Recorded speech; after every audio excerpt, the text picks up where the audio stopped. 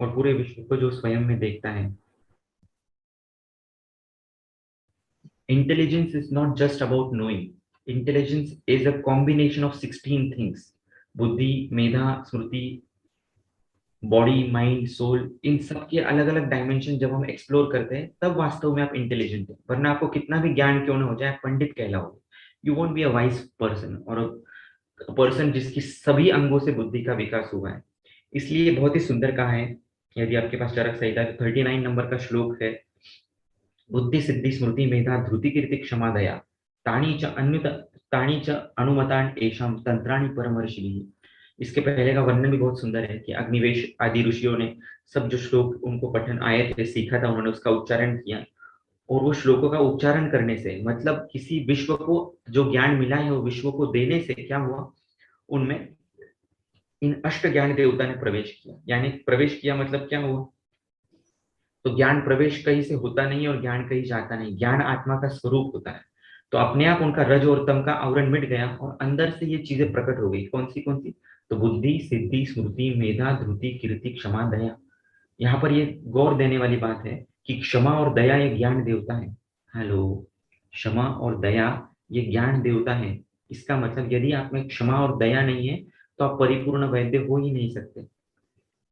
आप में मुन्ना भाई वाला हक करने का, एक पेशेंट की अंतरात्मा तक जाने का गुण होना ही चाहिए। मैत्री कारुण्यम आर्तेषु, ये चरक का वचन है चरक सूत्र स्थान 10 में। यदि आप में मैत्री भाव है, यदि करुणा भाव है, मैत्री और करुणा या क्षमा दया कीर्ति, ये क्या है, तो ये भी इंटेलिजेंस का पार्ट है। हम बहुत बार भूल जाते हैं। This is emotional intelligence, this is spiritual intelligence.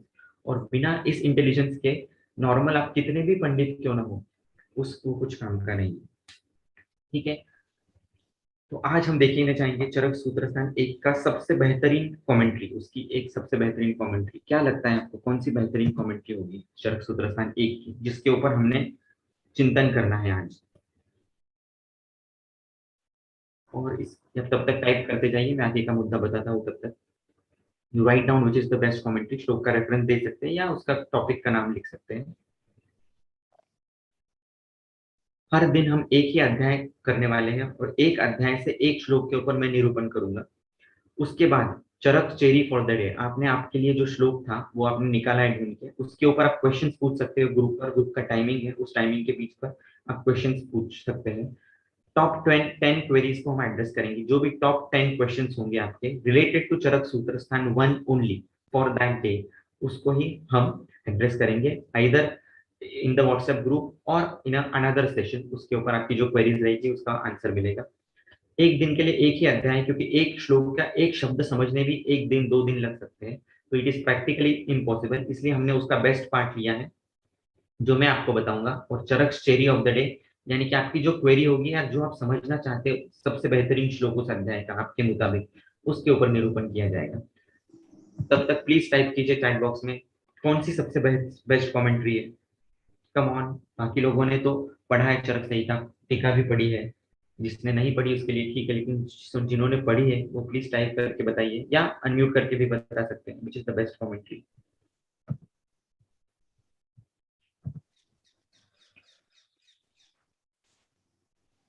श्लोक 126 है आर्य सर के हिसाब से। मार्क करके रखिएगा आप भी, ये श्लोक बाद में पढ़ेंगे। सीखने का कितना अद्भुत तरीका है, देखिए दूसरे के लिए जो श्लोक इंपॉर्टेंट है वो शायद हमारे लिए भी हो सकता है, वो हम श्लोक को पढ़ सकते हैं। दीपिका मैम को 24 नंबर का मिला है Charak cherry for the day. Arya sir का है 126, योगादपि विषम तीक्ष्णम उत्तमम भेषजम भवेत, भेषजम चापि दुर्युक्तम। यदि आपको ज्ञान नहीं है औषध का और आप दे रहे हो तो विष सदृश है, बहुत सुंदर है। किसी ने 24 बताया हेतुलिंग औषध ज्ञान, वंडरफुल, यही आपसे अपेक्षित था कि आप बताएं। लेकिन मेरे हिसाब से सबसे वंडरफुल श्लोक as regard the shloka itself and as regard his tika is shloka number 44। सर्वदा सर्वभावानां सामान्यं वृद्धि कारणम रास हेतु विशेष प्रवृत्ति उभयस्ते। क्या लगता है आपको, is this the most beautiful श्लोक ऑफ एंटायर चरक संहिता भी बोल सकते हैं या चरक सूत्र स्थान एक। 44 किसने बताया, Sandhya ma'am, very nice. Do you think or do you agree, अगर हाँ तो यस, नो तो नो भी बोल सकते हैं आप। Yes, many people are telling 44. Why? Because this is the base of चरक संहिता. उन लोगों ने सिर्फ हमें षड पदार्थ ही सिखाए थे ऋषि मुनियों को. सिर्फ उन्होंने बताया सामान्य क्या है, विशेष क्या है, गुण द्रव्य कर्म क्या है, समवाय क्या है, और इन 6 कोड्स को समझकर, इन लिंक्स के ऊपर क्लिक करके उन्हें पूरा आयुर्वेद समझ में आ गया.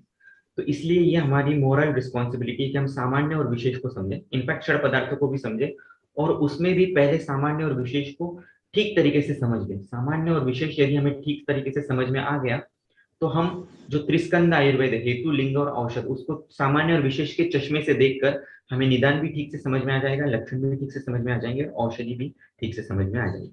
सो डू यू एग्री? आगे बढ़े हम इसमें. सेकंड क्वेश्चन एक पूछ लेता हूँ थोड़ा सा रिलेटेड, और फिर हम आगे बढ़ेंगे. क्या लगता है आपको, चक्रपाणी, महर्षि चक्रपाणी जो थे वो खुद को बहुत ग्रेट समझते थे या नहीं थे? खुद को बहुत विनम्र समझते थे? What do you think? है ना, आचार्य की टेंडेंसीज भी हमें पता होनी चाहिए, क्योंकि वो उनके गुण क्या क्या है यदि हमें पता होंगे तो अच्छे से और समझ में आएगा टीका का अर्थ हमें, क्योंकि एक पर्सन को हम समझ में आता है. सुजाता मैम के लिए पोलाइट, विनम्र, विनम्र. Yes. और उनकी विनम्रता पहले ही श्लोक में दिखती है. कितना सुंदर लिखा है, कभी आपने पढ़ा होगा तो आई डोंट नो. प्रथम अध्याय का पहला श्लोक ही है, बहुत खूबसूरत है, ये भी हमें पढ़ना चाहिए. क्वापि क्वापि कणो गुणस्य तद असौ करणे क्षणम दीयता, ऐसे चक्रपाणी जी कहते हैं. इसका क्या अर्थ हुआ कि यदि मेरी कमेंट्री में आपको कोई एक कण भी मिल जाए गुण का, तो आप उसे क्षण मात्र के लिए कर्णों में धारण कीजिएगा. What wonderful thing. इतने बड़े विद्वान, इतने बड़े पंडित ये कहते हैं सूत्रस्थान के पहले अध्याय में कि मेरा ज्ञान मेघ की तरह है. जैसे मेघ एक पूरे समंदर को तृप्त नहीं कर सकता, वैसे मेरा ज्ञान है. मेरे इस ज्ञान का आप कण कण भी ले लो उसमें से, तो भी उस गुण का एक कण कण भी लो और उसे कर्ण में आप धारण करो, तो ये मेरे लिए बहुत बड़ी बात होगी. So that is what the beauty is there. और दूसरा एक क्वेश्चन पूछता हूँ, फिर हम आगे बढ़ेंगे, कि व्हाई टू रीड कमेंट्रीज, क्यों टीकाएं पढ़नी चाहिए? टीका पढ़ने से क्या होता है? टीका पढ़ना जरूरी है, नहीं नहीं जरूरी है, या सिर्फ मूल संहिता ही पढ़नी चाहिए, या ट्रांसलेशन पढ़ना चाहिए? What ever you think, why is टीका नेसेसरी? जितना आप इंटरैक्टिव होंगे ना, उतना मजा आएगा.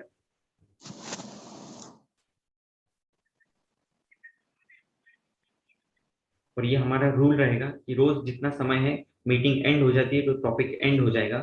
फिर यदि कोई क्वेश्चन होंगे तो आप बाद में पूछ सकते हैं. So you have to be very very fast also, ताकि टॉपिक भी ना रह जाए.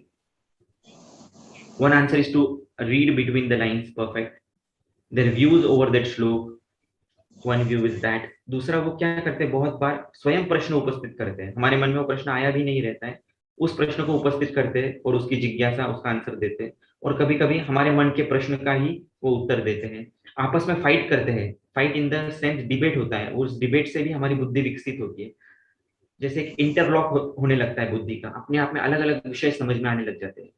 You start understanding different shastras also, because of in present करते एक टॉपिक को वो समझने मात्र से दूसरे शास्त्र भी हमें इजीली समझ में आने लग जाते हैं. तो सामान्य विशेष सिद्धांत, ओम सर ने बताया, जस्टिफिकेशन ऑफ टॉपिक, ये भी सीखने जैसी चीज है, कि भले ही कोई चीज गलत हो, लेकिन छाती ठोक कर वो बोलेंगे कि नहीं ये ऐसा ही है. They always defend the samhitakar. टीकाकार हमेशा उनको डिफेंड करते, कभी भी उसके वाक्य को गलत नहीं बोलते हैं. इससे हमें ये नहीं लेना है कि गलत चीज को भी डिफेंड करना है. इसका ये अर्थ है कि when you love someone, when you have faith in someone, तो उसके एब भी हमें अच्छे लगने लग जाते हैं. That is the beauty of it. अब क्यों सामान्य विशेष को समझना है? क्या है सामान्य विशेष बेसिकली? क्या लगता है आपको, व्हाट इज सामान्य, व्हाट इज विशेष? द्रव्य है, पदार्थ है, क्या है, कहाँ पे रहता है, कैसे देखना है उसे? एक बात आपको बताऊंगा और वो आपको एक बल्ब मोमेंट होगा, शायद आपको नया कुछ दे जाएगा, जो वाक्य में बहुत बताऊंगा अभी थोड़ी देर के बाद.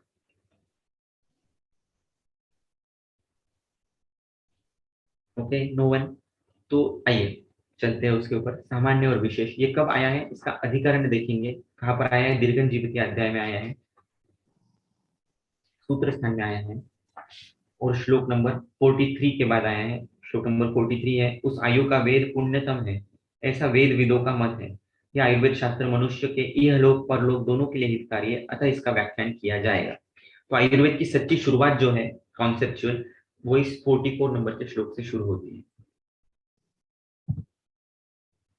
तो बल्ब मोमेंट ये है कि सामान्य और विशेष इसका परमार्थतः कोई अस्तित्व नहीं है। हेलो, ध्यान से सुनिए। सामान्य और पदार्थ का परमार्थतः मतलब द्रव्य रूप में आप उसे देख नहीं सकते, सामान्य और विशेष का। सामान्य और विशेष ये बुद्धिवर्ती भाव है, ये हमारे बुद्धि में रहने वाला भाव है। दे सामान्य और vishesh don't have a separate existence as such physically, they exist in our brain metaphysically. समझ में आया या नहीं?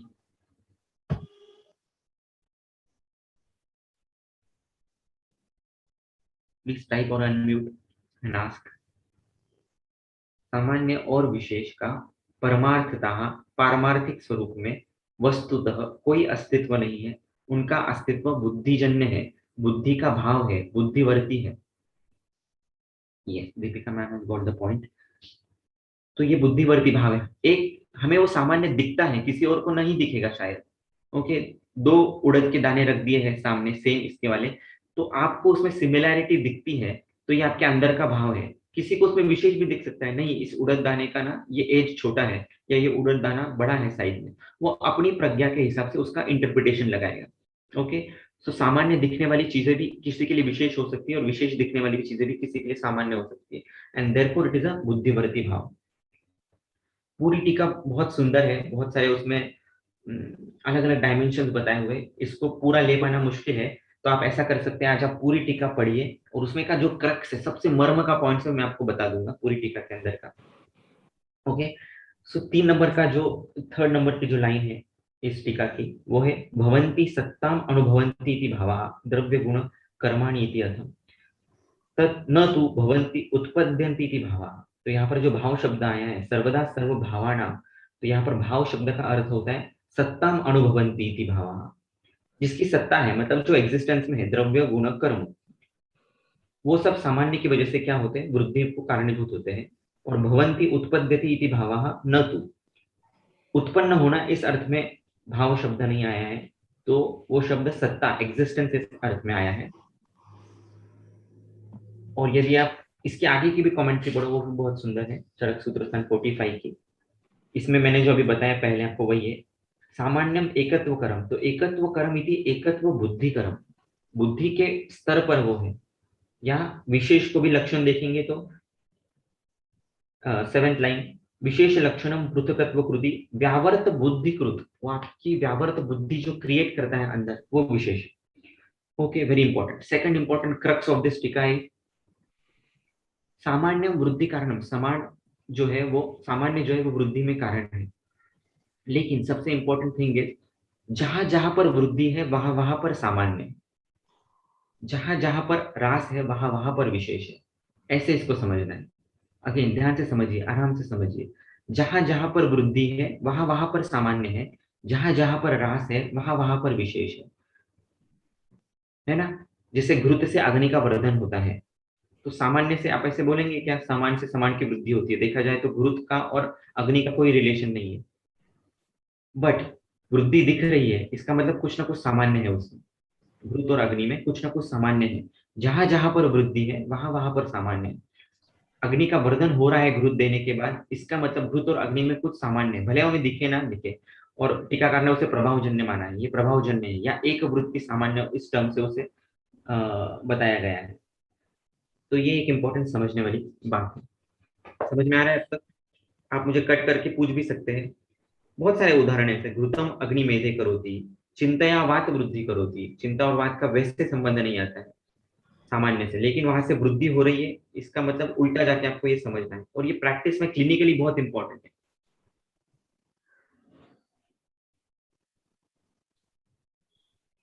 पृथकत्व जो है ना, वो उसका लक्षण है विशेष का। जहां जहां पर ह्रास है वहां वहां पर विशेष काम कर रहा है। मान लीजिए आपके पास ऑस्टियोआर्थराइटिस का पेशेंट आया है, तो उसको उसमें आपको अस्थि क्षय का लक्षण दिख रहा है, इसका सीधा सा मतलब हो गया कि वहां पर कुछ ना कुछ विशेष काम कर रहा है उसके शरीर के अंदर। वो विशेष कुछ भी हो सकता है, वार्धक्य के कारण अस्थि क्षय हो रहा है, अति व्यायाम के कारण वात वृद्धि हो रही है इसलिए धातुओं का क्षय हो रहा है, वॉट एवर इट थिंग। तो हमें ये रिवर्स वे में समझना है। जहां जहां पर वृद्धि है वहां वहां पर सामान्य है, जहां जहां पर ह्रास है वहां वहां पर विशेष है। मान लीजिए आपके पास प्रमेह का पेशेंट आ गया, मूत्र की वृद्धि है, मूत्र से क्लेद वाहन, तो कैसे सामान्य विशेष का एप्लीकेशन होगा, देखिए जहां जहां पर वृद्धि है, पेशेंट प्रमेह का है, वृद्धि दिख रही है, वृद्धि दिख रही है मतलब कुछ ना कुछ समान है। तो मूत्र से समान क्या है, मूत्र से समान क्लेद है, या मूत्र से समान, मूत्र का कर्म क्या है, तो मूत्र से क्लेद वहन, तो कर्म सामान्य है यहाँ पर कहीं ना कहीं। कुछ ना कुछ चीज ऐसी ली जा रही है जो क्लेद बढ़ाने वाली है। चरक शारीर स्थान में जाओ तो क्लेद क्या है, आप भाव होते हैं। क्लेद और आप का आपस में संबंध है, या ये लोग सामान्य पुरुष में रिलेटेड है, यानी कि जो भी चीजें क्लेद और आप बढ़ाने वाली है वो कहीं ना कहीं मूत्र को बढ़ाने वाली है। अब क्लेद और आप को बढ़ाने वाली एंटिटीज क्या क्या हो सकती है, अति द्रव आहार करना, अति क्लाइमेट जो है वो वेट क्लाइमेट होना, ऐसे बहुत सारी चीजें उसमें आ सकती हैं। ओके, तो इस तरीके से हम जाएंगे तो हमें हेतु भी मिलते चले जाएंगे, लक्षण भी मिलते जाएंगे और औषध भी समझते जाएंगे। तो देखने के लिए तो बहुत इजी लगता है सामान्य विशेष, लेकिन प्रैक्टिकल उसकी यूटिलिटी इज एंडलेस। आप कोई भी डिजीज दो मुझे, मैं आपको सामान्य और विशेष के चश्मे से उसे कैसे देखना है ये बता सकता हूँ, और आप भी बता पाएंगे। It's not at all difficult. Okay, इस तरीके से जाना है, आप उदाहरण से उसको समझ लीजिए। ओके, और कुछ इंपॉर्टेंट पार्ट है इस टीका के वो हम देखेंगे। सोनाली मैम, क्लियर हुआ डाउट?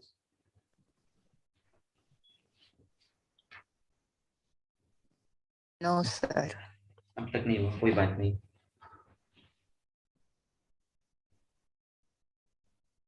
सर सामान्य तो इजीली समझ में आता है, लेकिन विशेष नहीं समझा नहीं हम्म अभी तक।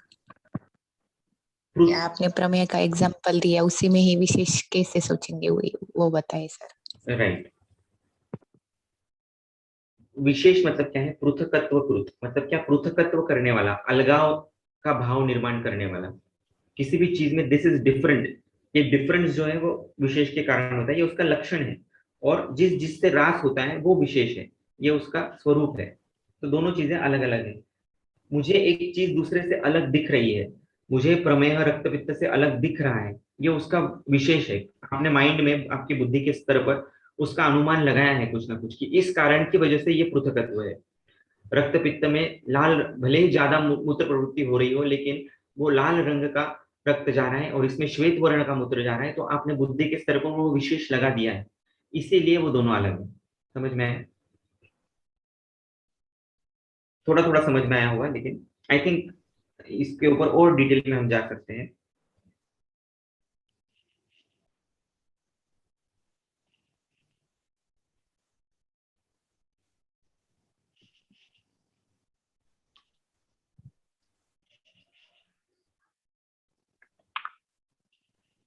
ये हमेशा हमें ध्यान रखना है कि सामान्य ही वृद्धि का कारण है ऐसा नहीं है, जहां जहां पर वृद्धि है वो सामान्य है।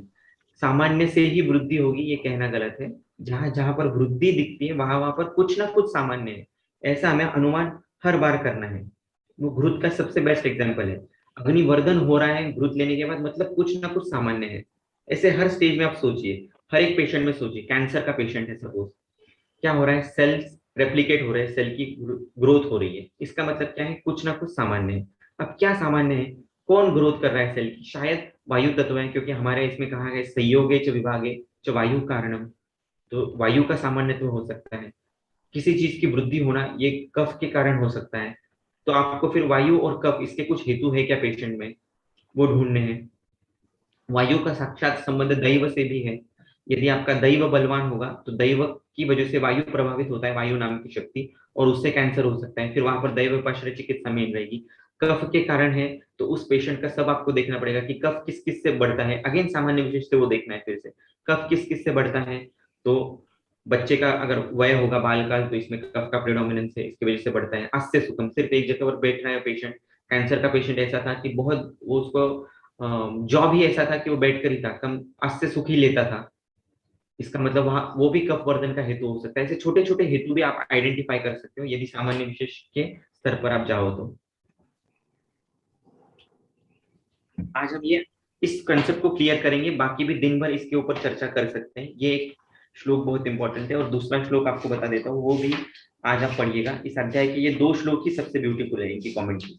वो है किंचित दोष प्रदर्श, किंचित दोष प्रशमन, किंचित धातु प्रदूषणम स्वस्थ मंच, किंचित, ये जो श्लोक है वो आपको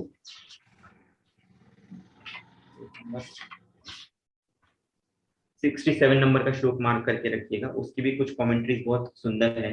वहां पर दुरालभा और अमलकी का उदाहरण आया है। ये शिव स्वरूप द्रव्य है, त्रिदोष हर करने वाले। इसलिए हमारे प्रैक्टिस में अमलकी का और धमासा का यूज कैसे करना है वो आप इसको समझ में आएगा। या मेरा धमासा के ऊपर पेप टॉक भी है, वो एक बार सुनिएगा, जहां पर मैंने ये थोड़ा सा डिटेल में बताया है। एनीवेज, अभी सामान्य और विशेष के बारे में और थोड़ी चर्चा करेंगे ताकि और कंसेप्ट क्लियर हो जाए। हेलो। हेलो। हेलो, नमस्ते सर। नमस्ते मैम, बोलिए। So I just wanted to know, the Samanyam and Vriddhi cannot be considered as then absolute reality. Is that true then? Like for example, when we consider two dravyas like Grita and Kshira. So Grita is again, when we compare Grita and Kshira as dravyas, both of them are Snigdha, both of them are from the same Kshira, both of them are Brahmana. But at the same time, Gritam is Deepanam, Kshiram is not. So when we compare those two drugs, both of them, the Samanyam, both have Samanyam, both have as well as Vishesham. So like, can we say ki Samanyam and Vishesham is not actually absolute reality? The way we interpret it can happen. Exactly. Okay. So in that perspective, sir, then whenever there is Vriddhi, we can find the Samanyam. That was a wonderful point. Like not all Samanyams will result in Vriddhi. Exactly, right. But wherever Vriddhi is there, then we have to find out some Samanyam. Then if, for example, when we consider Grita and Kshira, they may not cause, can we say like there are some similarities between Grita and Kshira. So whenever there is Samanyam in between them, they will definitely lead to Vriddhi. Or what is the point that we can say ki yes, this is going to lead to Vriddhi, or this will not lead to Vriddhi, Samanyam? Yes, I exactly got to your point. Yes, this is absolute truth that these are basically relative concepts at the level of, क्योंकि बुद्धिवर्ती भाव है ना, एक को शायद उसमें सामान्य दिखेगा, दूसरे को विशेष दिखेगा। यदि आप सच्चे वैद्य हो, यानी कि आपकी प्रज्ञा शुद्ध है, तो आपको करेक्ट वाला सामान्य ही उसमें ढूंढ के निकालोगे और वही काम करेगा। Like for example in Vagbhata सूत्र स्थान 23rd भेषज अवचरणी अध्याय, ये सेड किम गुणेन प्रकोपिता वायु रुक्षेण शिशिरेण लघुनेन वा। किस गुण से वायु प्रकोपित हुआ ये आपको ढूंढना है। ये सामान्य तो यदि आप ढूंढ पाओ कि चनक खाने वाला एक पेशेंट है जिसका अस्थि क्षय हुआ है और वो चनक खाता है, ये उसने हिस्ट्री बताई, लेकिन जिसको पता ही नहीं सामान्य विषय, तो उसको कुछ अलग से ही will not consider it as important. लेकिन आप उसको इम्पोर्टेंट करके आप उसका अन्वय लगाओगे कि अरे चनक में रुक्ष गुण है और इधर वायु रुक्ष गुण वाला बढ़ा हुआ है, इसका मतलब चनक में और इस बढ़ने वाले बात में कुछ ना कुछ सामान्य तो है। ये शायद एक वृत्ति सामान्य भी होगा, इन्होंने बताया। एक वृत्ति मीन्स फ्रैक्शनल सामान्य, सिर्फ उस गुण से रिलेटेड, नॉट एंटायर सामान्य। द्रव्य सामान्य, गुण सामान्य, कर्म सामान्य, तो गुण सामान्यत्व भी हो सकता है। इसीलिए उन्होंने वो एग्जांपल दिया है कि माउंट्स से माउंट्स की वृद्धि होती है, हर एक धातु की अपनी धातु से वृद्धि होती है, लेकिन it is not always practical possible ना। शुक्र से शुक्र की वृद्धि होती है, तो क्या आप शुक्र दोगे उसको लेने के लिए? Not possible. You have to give either दूध और क्षीर। उसमें शुक्र सामान्यत्व क्या है वो एग्जैक्टली आपको आइडेंटिफाई करना है। इस व्यक्ति का शुक्र बढ़ नहीं रहा है, इसके पीछे तो मुझे शुक्र बढ़ाने के लिए क्या सामान्य देना होगा, या इसका शुक्र का ह्रास हो रहा है, इसका मतलब कुछ ना कुछ विशेष काम कर रहा है उसके शरीर के अंदर जो इसके ह्रास को कारणीभूत है, तो वो विशेष हमें टारगेट करना है। मान लीजिए जैसे उन्होंने कहा है चरक विमान स्थान 8 में प्रकृति के डेफिनेशन में कि कटु अम्लत्वात् अल्प शुक्र व्यवहार अपत्यः। एक पेशेंट को पेशेंट इनफर्टिलिटी का पेशेंट है और उसमें शुक्र की वृद्धि नहीं दिख रही है, so you have identified katu and amla ras as the viparit factor or vishesh of it. It is the parthakya krut factor. It is giving you distinction from other factors. बाकी के भी बहुत सारे फैक्टर्स हो सकते हैं जिससे शुक्र का ह्रास हो रहा है, लेकिन आपकी बुद्धि ने उसको अम्ल कटुरस आइडेंटिफाई किया है because you have studied Samhita in that depth. You have identified that it is the vishesh in that particular person and hence you prescribe exactly opposite things to that patient. अम्ल का विपरीत रस होता है तिक्त और कटु का विपरीत होता है मधुर। तो मधुर और तिक्त का एग्जांपल यष्टि मधु एंड गुरुजी। इसका क्षीरपाक यदि आप घृत को मिक्स करके ऐसे पेशेंट को दे दो तो विद इन 7 days आशु सिद्धि प्रपद्य थे। 7 दिन के अंदर उसका शुक्र बढ़ना चाहिए या 1 महीने के अंदर उसका स्पर्म काउंट बढ़ना चाहिए। This type of analysis you can come out with the application of सामान्य विशेष सिद्धांत। Did everyone get this point? I think I have made it crystal clear. इसमें से कुछ डाउट भी निकलेंगे, लेकिन कुछ हद तक क्लियर हुआ. Yeah, sir, then the upashaya anupashaya, like many a times the issue is, like as you mentioned, our identification is according to our buddhi, no? Like how Right. much are we acclaimed with the shastra and our observational power at that particular point when the patient is with us. So once we prescribe this, and if upashaya happens and the patient responds, we have to conclude, yes, my identification was right. If that does not happen, I must conclude that my identification of Samanya or Vishesha was not correct. I should think of something else. That's Very the nice. methodology. Very nice. Lovely point. Yeah. Okay, sir. Thank you.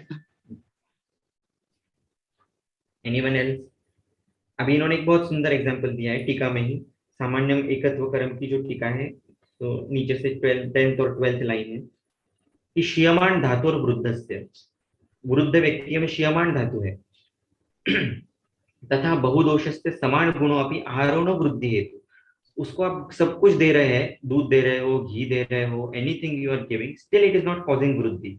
Why? Because of some प्रतिबंधक कारण is there. So you have to find what is that प्रतिबंधक कारण.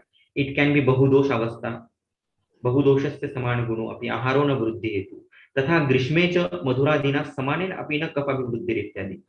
मधुरादि भी दे रहे हो आप उसको, फिर भी भ्रूण नहीं दिख रहा है, फिर भी वेट नहीं बढ़ रहा है. Maybe because you are giving that in ग्रीष्म ऋतु, विच इज पार्थक्य कृत, विच इज विपरीत, विच इज नॉट अलाउिंग वृद्धि, और एनी अदर फैक्टर. इस प्रकार से हम उसको सोच सकते हैं. या परम अति बलवता क्षय हेतुना अधीयमाण क्षय पुरुषे सा वृद्धि न उपलब्धते. 8th और 9th line from last line, you can mark that. परम अति बलवता क्षय हेतु, यदि कोई बहुत ही बलवान क्षय का हेतु दिख रहा है आपको या नहीं दिख रहा है आपको, तो आप जिसको वृद्धि दे रहे हो या वृद्धि समझ के दे रहे हो, वो वृद्धि नहीं करेगा. बहुत बार ऐसे ही होता है प्रैक्टिस में कि आपने सब यूज कर लिया है, फिर भी रिजल्ट नहीं आ रहा है, फिर भी ये बढ़ नहीं रहा है, या फिर भी नहीं कम हो रहा है. इसका मतलब some factor is there, some विशेष is there which is not causing that particular increase. So you have to go back and find out what that vishesh padartha is at the level of your buddhi. Again, if your buddhi is true, प्रज्ञा विशुद्ध है, तो ही आपको सही दिखेगा. समम बुद्धि ही पश्यति. यदि आपकी बुद्धि सही है तो आप सही सामान्य विशेष निकाल पाओगे. And if you can find सही सामान्य विशेष, देन आशु सिद्धि प्रपद्यते. अदरवाइज फिर आप उसमें उलझते चले जाओगे, आपको टाइम लगेगा चिकित्सा में, बहुत जल्दी आपको यश नहीं मिलेगा. धीरे धीरे उपशय अनुपशय से, ट्रायल एंड एरर से आपको फिर बाद में 2-3-6 महीने के बाद समझ में, अरे इसमें ये हेतु था, अरे इसमें मैंने ये नहीं सोचा. That way. Anything else? अब ये कोशिश कीजिए आप आज पूरे दिन, और जब प्रैक्टिस जो भी प्रैक्टिस कर रहे हैं उसमें, कि I will just try to analyse the patient from the spectacles of samanya and vishesh only. Challenge yourself. मैं सामान्य और विशेष के बाहर जाऊंगा ही नहीं, इन दोनों के बलबूते पर I will try to identify and find out the medicine also, or any karma also for that particular patient.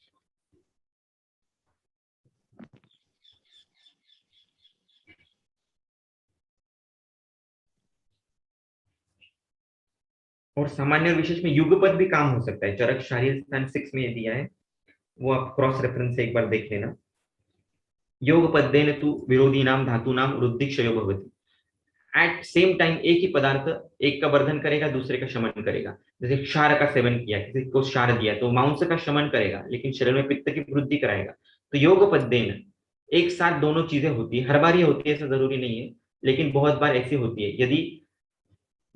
यदि दोष क्षीण है तो कोई एक पदार्थ उस दोष को बढ़ाएगा, और दूसरा जो दोष प्रकोपित है उसको प्रशम भी करेगा.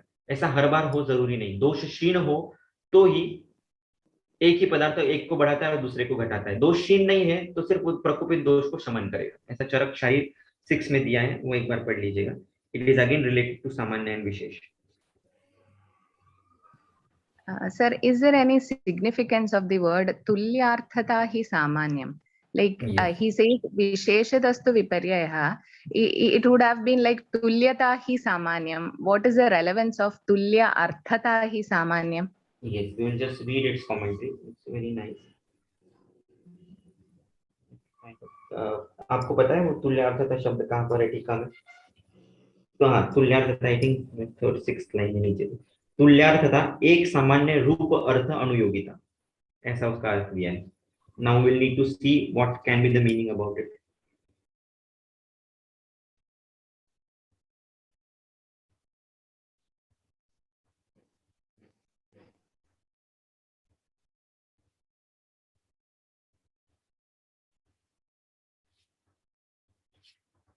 Just wait.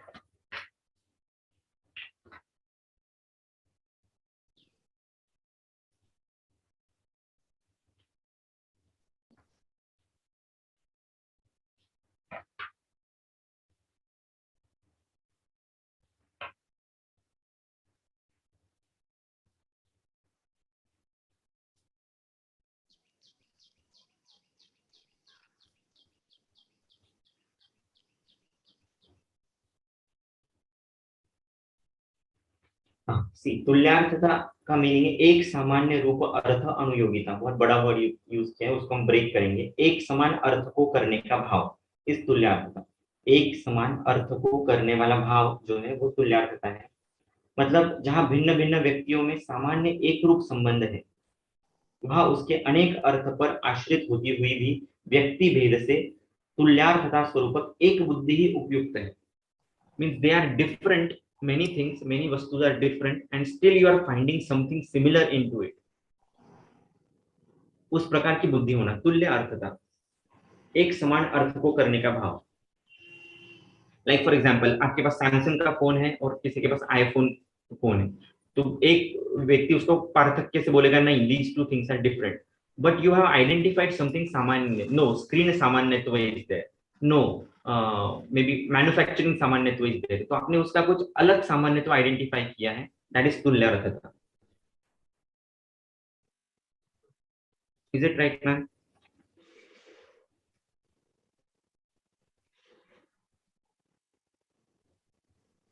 We have just 1 minute left.